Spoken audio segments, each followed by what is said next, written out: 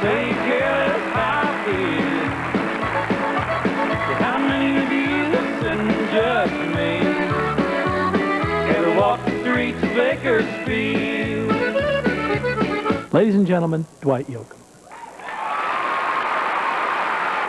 1987, I was in Bakersfield, California to do a show at the Kern County Fair. While I was there, I was determined to meet the man whose musical inspiration inspired me throughout my life. Though he'd written and performed over 20 #1 hits and recorded over 100 albums, he was now devoting all of his time to running his radio stations and being a successful businessman. At one time, he'd played Carnegie Hall, but it had been over a decade since any of us had seen him play live. He was the king of country music and the baron of Bakersfield's honky-tonk sound. But in the 70s and the 80s, people were more aware of him as the co-host of Hee Haw. That man was Buck Owens. And I remember the sight of the bolero suits and the sounds of those Telecaster guitars barking and howling through twin reverb amps. Buck Owens was born in Sherman, Texas in 1929. His mom and dad were poor but hard-working sharecroppers. During the Dust Bowl years, the Owens family moved westward. Young Buck learned to play guitar from his mom and later played honky-tonks around Mesa, Arizona and in Bakersfield, California. He wrote songs and played a lot of session work. Merle Haggard said some of the hottest lead guitar ever heard on a country record was played by Buck Owens. Eventually he signed a contract of his own with Capitol Records. I'll play second fiddle to your new love. Second Fiddle reached number 24 on the charts in 1959.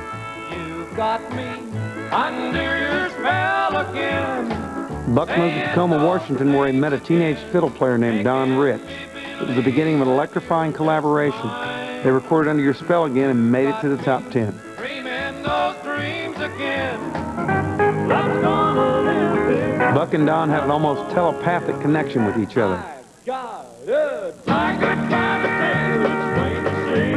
When they returned to Central California, Buck and his new band, the Buckaroos, took the Bakersfield sound to new heights. Together again. With one #1 hit after another, Buck Owens seemed to own country music. He played everywhere, from Carnegie Hall to the Fillmore West in San Francisco. But then in 1974, a tragic motorcycle accident took the life of Don Rich. Buck was devastated. His heart just wasn't in it anymore. He sought consolation in his weekly performances on Hee Haw.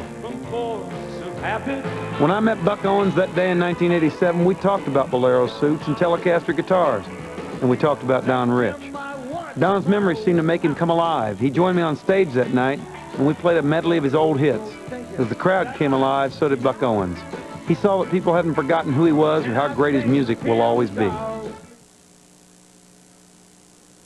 I'll be forever grateful to Buck Owens. His music is what inspired me to be who I am today. Ladies and gentlemen, the legendary Buck Owens.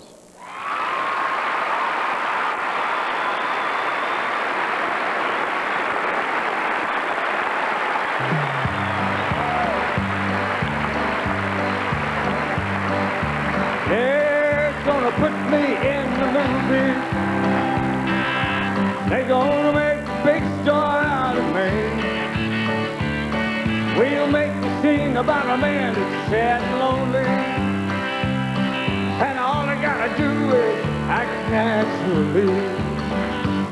Well, I bet you I'm gonna be a big star. Might win an Oscar, you can't tell. Never tell. The movie's gonna make me a big star, 'cause I play the part so well. Well, I hope this time to see me in my movie. Then I know that you're gonna plainly see the biggest fool ever hit the big time. And all I gotta do is act naturally. 2, 3, 4. All I gotta do is act naturally. Hey, that's it.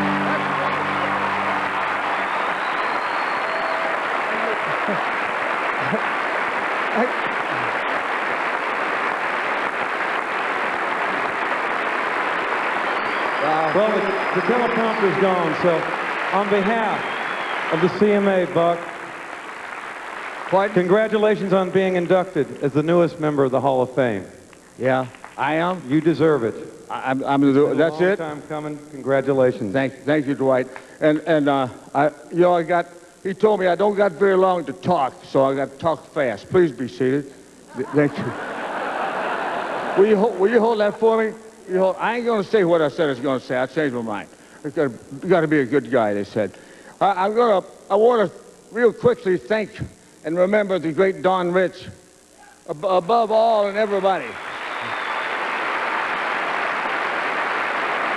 My sister Dorothy and the great Ken Nelson out in California.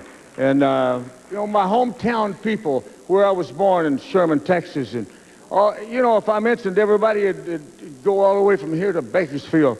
The list would be that long. And by the way, there's a bunch of people sitting out there at the Crystal Palace. I don't know what they're doing, but they're watching. Hi, guys. Bakersfield. So, also, I want to thank the great Harlan Howard. Harlan was the greatest. Wow. Next year, we've got to have Harlan Howard in the Hall of Fame. And have I forgotten anybody? My sons, Mike and Buddy and my nephew Mel and good Lord, all my little no, I didn't have any of them, did I? It's been a long time. I thought what Ray said was appropriate. About time he said that, didn't he? He also stole my line, that Susan Lucci line. I told it to him backstage.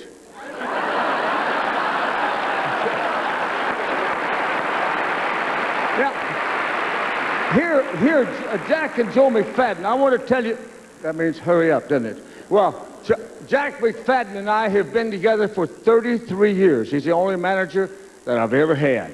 And